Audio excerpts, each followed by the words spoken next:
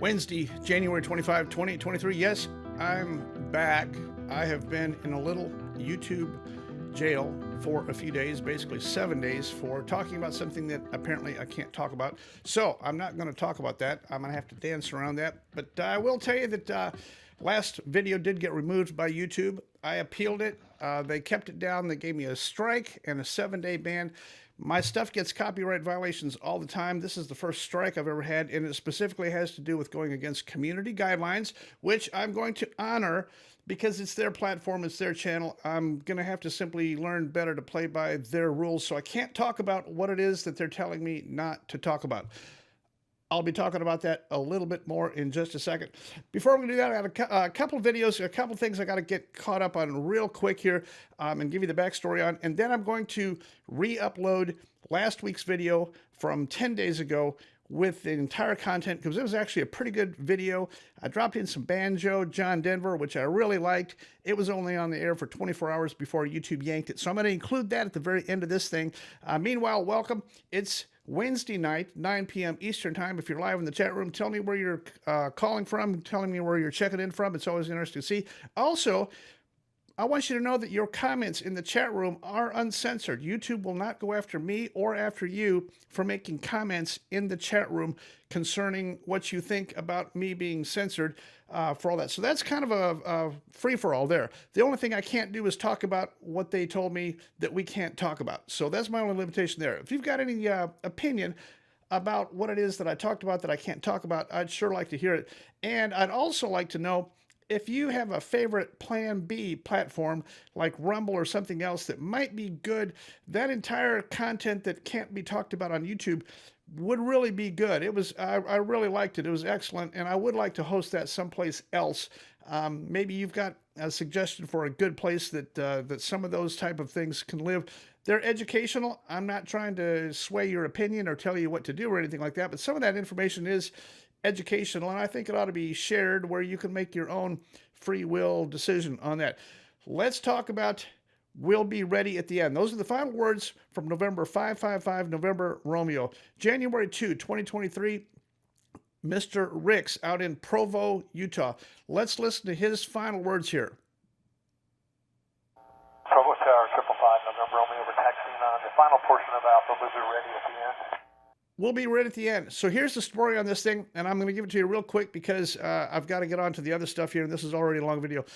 555 November Romeo, Mr. Ricks, single pilot in the Phenom. He did have somebody in the right seat. The other guy was not a pilot. They came out of a heated hangar. Ice accumulation on the airframe was not a factor. Mr. Ricks did not have a heart attack. This is not pilot incapacitation. This is not anything of the sort. What this is the fact that this runway and this airport operation at Provo had some equipment that was down, basically a sweeper that's supposed to keep the runway clear of the material that makes the runway super slick. That equipment was actually in op at the time of this accident, and the runway was not in proper condition. Why that matters is because Mark Patey landed his PC-12 there just prior to this accident, and Mark just called me a few days ago to give me his take on this thing. Mark didn't see the incident, and he wants to make it clear he's not speculating. All he could tell me is his perspective, and I'm going to beat up on Mark Patey a little bit here because, number one, he deserves it, but number two, Mark and Mike Patey are quality people, and I promise you when Mark Patey sees this, he's going to give me the thumbs up because I'm going to give you the information that Mark didn't have that could have helped us. It's not Mark's fault. Mark didn't know. Mark has probably never heard this word, but what happened was Mark Patey landed his PC-12. Immediately upon touchdown, he knew that this runway was crazy slippery. He's in reverse, out of reverse, in reverse, and out of reverse, barely gets it stopped by using full length and couldn't go into full reverse without losing directional control in the PC-12. The problem is the tower controller told Mark just prior to landing, runway condition good. There's a thing called an RCR, runway condition report. He was told runway condition good. Well, that's a lie. It was not good. How do we know? We take this information from a pilot. So what does Mark do? He lands his PC-12. He gets clear of the runway. I pull the tape and I listen to it. Mark sure he sure told him about it, and he was very clear in his words to the tower controller. Look, boys, this is bad. It is not good out here. This thing, I mean, Mark's dissertation on what he experienced, Mark was not happy when he landed, being told that the runway condition was good, when truly it was glare ice and slicker than snot on a doorknob. So where did Mark fall down? He did not use the word PIREP. In all of Mark's transition, he never said the magic word, which is PIREP, which is, and this is my on-screen graphics here. I stayed up all night long building this PIREP for you, this on-screen graphic. PIREP is the word you have to use. As soon as you say the word PIREP, ATC is obligated to pass this information on. If he would have said PIREP, runway condition report, landing surface, nil, either poor or nil, I probably would have gone with nil based on what Mark told me. He didn't use the word PIREP. Therefore, the tower controller did not feel obligated to pass that information on to the next airplane. The next airplane to go out was Mr. Ricks. Mr. Ricks rounded the corner, pushed the throttles in. The Phenom does not have auto throttles. It's got a detent. He got the throttles up into the detent. Maybe one engine spooled up faster than the other. We'll never know. But in any case, this thing came up and it started going cattywampus. This thing was a skating rink out there. Mark Patey tried to tell them that after Mark's transmission, what does the airport do? The airport sent a pickup truck out to the runway to drive up and down it. Four-wheel drive pickup truck with big tires on it. This guy gets on the radio and he says, runway condition good. Well, it might be good at 3 miles an hour in four-wheel drive with chains on your truck. That might be okay. Landing a jet at 110 miles an hour or PC-12 on glare ice, it's a different deal, boys. There's your problem. Mark Patey did not use the word PIREP, and I think that Mark is going to be perfectly okay with me telling you. I think Mark is going to learn something off of this. Not his fault. That's an FAA thing. If you don't use the magic word PIREP, they will not pass it along. It's kind of like that game we used to play as kids. Simon Says. Well, he didn't say Simon Says. Well, you got to use the word PIREP. As soon as you say PIREP, you're off to the races. So that's what happened on this thing. He rolled around the corner, set the power, pushed the power up into the detent. This thing got cattywampus as he's leaving the runway. He rotated aggressively. He got the airplane up, not very high, 10 or 20 feet or something like that. Remember, the tail will fly before the wing will on the Phenom. This tail has a tremendous fulcrum lifting point, and this thing lifted the nose. When it lifted the nose, the wing tried to fly out of ground effect. It did get airborne, but immediately full stalled, rolled left, and that's how come Mr. Ricks in the left seat died, because it rolled left. Left wing hit first, smashed in on the nose, and cartwheeled. The people in the back of the airplane are fine. The guy in the right seat also got hurt, but not near the trauma that the guy in the left seat did, and that's exactly what happened on this thing. PIREP. I spent a lot of money to create this on-screen graphic. Remember this when you're flying. If you've got pertinent information, you can force ATC to be obligated to pass on your information, not just on runway condition. Weather, sealing, icing conditions, turbulence, any of the above are worthy of a PIREP. And use the word PIREP. It'll make it happen. Now let's go on and talk about another one that I'm just equally as fired up about. This is the American Airlines Delta incident at JFK. This is, I'm going to show you the graphic on this thing, but everybody's going to pin this on the American Airlines crew, which is true. Very inexperienced crew. The girl in the right seat. I have a severe problem with this whole entire thing, because when this incident happened, both airplanes went back to the gate. They notified FAA and NTSB. Nothing happened. The music did not get stopped. Therefore, they did not pull the CVR, FDR off the American flight. This airplane, this American Airlines flight, got fresh fuel, fresh paperwork, pushed off the gate with the same crew, and took that airplane to Europe, flew around 25 hours in Europe. I don't think that they ever downloaded the CVR before they went. We're fixing to find out, but my guess is that CVR data is lost because it re-records over itself every X amount of time. I think that airplane stayed in Europe and flew around long enough that CVR got re-recorded. What was on the CVR? There would have been a lot of distractions, a lot of chatter, and a lot of bad stuff. I have the feeling 3 people in that cockpit should have figured that out. Now, where's the real problem with this thing? This is the JFK Tower. That's a pilot deviation. You heard him call a pilot deviation. That's called a Brasher warning. There's also there's also a controller deviation. This controller made no less than 3 mistakes here.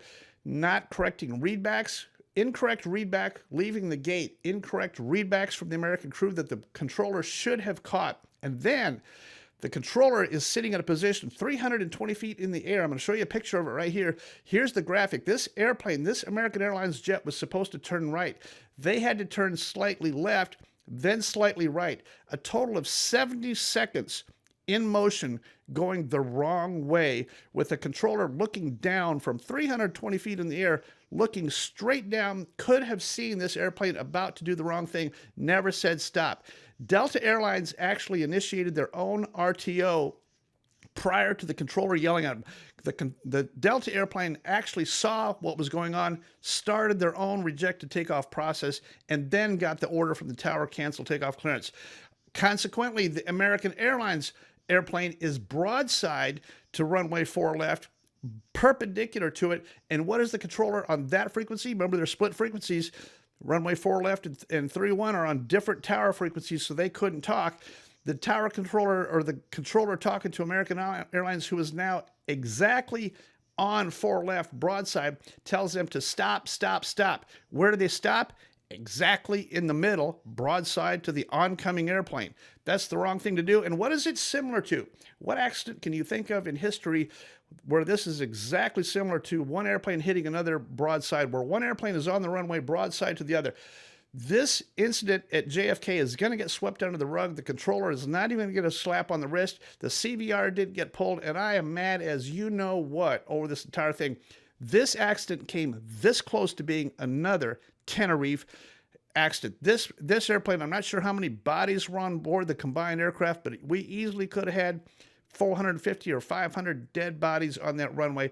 There's a whole lot of information to learn off this thing, a lot of things that could be prevented. This controller is in error big time.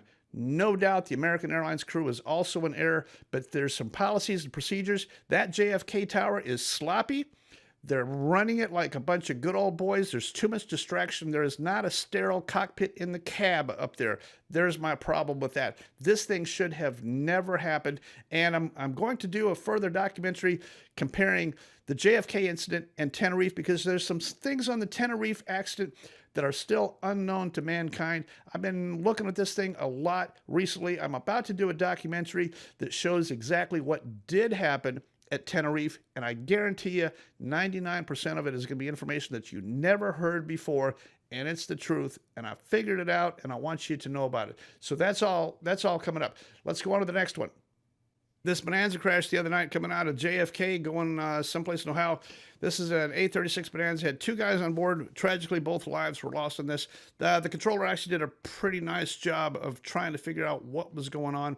Low oil pressure. They eventually, I saw the text, they eventually actually lost the engine, so now they're a dead stick in the clouds. 300 overcast, trying to go into HPN. The controller several times said, just give me wings level. The controller was trying to figure out if these guys were disoriented or if they had an equipment failure in conjunction with the low oil pressure, or what they had. They wanted to find out if this guy was able to follow instructions. So the instructions from the controller to the guy at one point were just give me wings level. Any heading, just give me wings level, which is a good thing to do.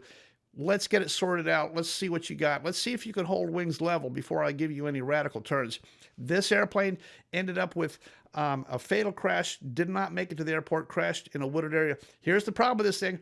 This airplane is the 3rd T&G aircraft to crash due to loss of power in the last 140 days. Here's the end numbers for the other 2. The first one was November 204 Bravo Echo, and then November 62368, and now November 19 Mike Tango. The T&G aircraft is a rental and leasing flying club flight school operation in Ohio, owned by a guy named Larry Roll. Larry is a retired envoy captain. His son is also working there, and his son is the mechanic IA. So it's a father-son thing. They run the operation. Lots of complaints. I've got 4 phone calls from individuals who either used to fly there, work there, or knew the operation well. This company, according to the people that called me, was shoddy on maintenance. Always pushed the airplanes out. The Bonanza, the crash, the A-36 had some specific problems that were probably still active write-ups. One of them was with cockpit lighting that was totally inadequate. Cockpit lighting was not working. Remember, this crash happened at dusk in the clouds when it was getting dark. I don't know what they had for lighting, but they had a pair of G5s. The G5s are very difficult to read on heading and attitude at night if they're not properly lit. And the displays are weak on these things, and you don't have proper cockpit lighting. I don't know if that was a factor or not, but in any case, that airplane, that instrument-rated pilot, even dead stick, should have been able to turn more left and follow the controller's instructions and make it back to at least airport environment under control. He didn't do that. He ended up impacting in a dark, wooded area. I don't know that he ever saw the terrain prior to impact. The distance between the bottom of the clouds and the earth was very, very slight at that speed. I don't think that he ever saw or knew where he was. I don't think he ever had a chance to flare or anything like that. Let's talk about some schedule. Got a whole bunch of things coming up, and then I'm going to play the video from last week as quick as I can here because I know this thing's already going long. I'm really happy with the banjo thing I dropped on here. I know you're not going to like it, but I actually had fun. The John Denver song, putting the banjo thing on here. So it was actually a good video from last week. I've edited out all the stuff that I can't talk about. I'll address that a little bit more in the future because it is a thing for me, and that's all I'm going to say about it. You know what it is. I can't talk about it. That's the closest I can come to talking about it without talking about it, and there it is. Now, coming up, I'm going to be in Europe doing an AQP thing at the very end of April all the way through Friday, March 3. I got 5 days in Europe doing an AQP thing over there I'm very excited about. Saturday, March 4, I'll be in downtown Kentucky, Knoxville, Kentucky for an EAA chapter. You're invited to that. It's a dinner AQP bluegrass thing. We're going to have a ball. Anybody's invited. There are tickets to that on my next video, I'll include information on how to get tickets, but you can fly into the downtown airport. They've got a ride over to the banquet hall. It's a complete evening with dinner and the whole thing. It's a really fun one. If you want to make that, that'll be totally fun to do. And then Sun and Fun is right after that. We're taking the DC-3. We're going to Sun and Fun. No particular schedule or anything like that. I'll have more information on that, but we will be down there with banjos at Sun and Fun and hanging around with our lawn chairs and just visiting and having a good time. We are doing a 99s evening at Sun and Fun. So if you're a 99, we're doing a 99s reunion down there with some of my 99 pals.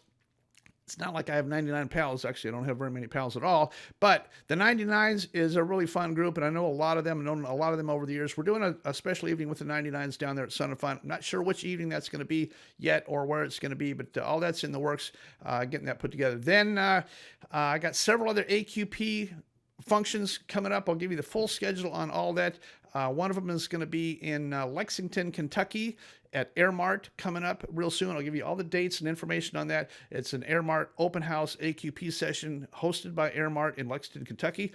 One of my favorite companies that they buy and sell airplanes. This is not an endorsement for them, but they buy and sell airplanes, and I help them on occasion move airplanes, things like that. Then in June, Vintage Days at Peach State, Williamson, Georgia. I'll have the DC-3 out there. That's like the first Saturday in June.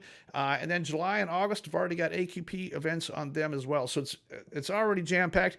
I don't charge any money for doing all this AQP stuff. I totally enjoy going to it. If you've got something you want me to attend, I'd love to go. It doesn't cost anything. I can get there on my own. I don't need a thing. If you've got a place for me to throw my sleeping bag, that's even better. But that's truly all I need. That's all I got for now. I got to get out of here. I got to get this next video from last week up and trailing this one so you can see what it was in the past. I've eliminated all the other stuff out of there.